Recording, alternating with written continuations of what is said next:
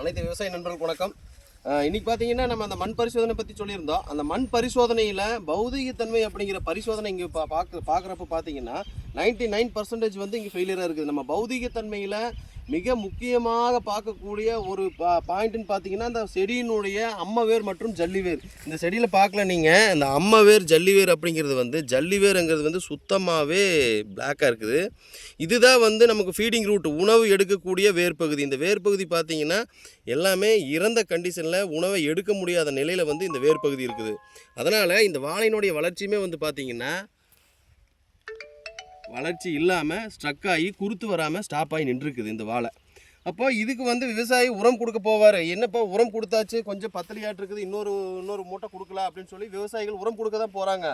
ஆனால் இந்த மாதிரி அந்த பயிர்கள் எடுத்து பார்த்தீங்கன்னா அந்த பயிரில் இருக்கக்கூடிய வேர் பகுதி வந்து விவசாயி பார்க்கணும். அப்படி விவசாயி பார்க்கும்போது தான் இந்த பயிரினுடைய பிரச்சனை அப்படிங்கிறது என்னன்னு ஒரு விவசாயிக்கு தெரியும். எனவே இந்த பௌதீகத்தன்மை அப்படிங்கிறது வந்து விவசாயிக்கு முக்கியம். இந்த பௌதீகத்தன்மையில் வேர் பகுதி தான் உணவு எடுக்கக்கூடிய பகுதி. அந்த வேர் பகுதி சரியாக இருக்குதா அப்படின்னு ஒவ்வொரு விவசாயியும் வந்து உங்கள் தோட்டத்தில் பரிசோதனை பண்ணி பாருங்கள். இந்த மாதிரி வேர் பகுதிங்கிறது வந்து டேமேஜ் ஆகிறதுக்கு காரணம் மண்ணில் இருக்கக்கூடிய தீமை செய்யக்கூடிய நுண்ணுயிர்களும் மற்றும் மண்ணில் காற்றோட்டம் இல்லாததுமே வந்து இந்த வேர் பகுதி டேமேஜ் ஆகிறதுக்கு மிக முக்கிய காரணம்.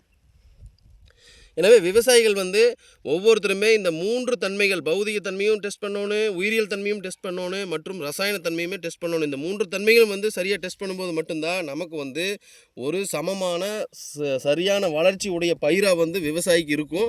இல்லைன்னா தொடக்க நிலையிலேயே வந்து இந்த பயிர் வந்து இந்த மாதிரி பாதிப்பு உள்ளாகும் போது அது முழுமையான உற்பத்திங்கிறது வந்து விவசாயிக்கு கொடுக்கறதில்ல, மேலும் செலவுகளை தான் கொடுக்கும். எனவே விவசாயிகள் வந்து இந்த வேர் பகுதிங்கிறது வந்து மனசில் வச்சுட்டு அந்த வேர் பகுதியை பரிசோதனை பண்ணி ஒவ்வொரு விவசாயம் பண்ணணும் அப்படின்னு சொல்லி இந்த போகி பண்டிகை அன்னைக்கு எல்லா விவசாயிகளையுமே கேட்டுக்கொள்கிறோம்.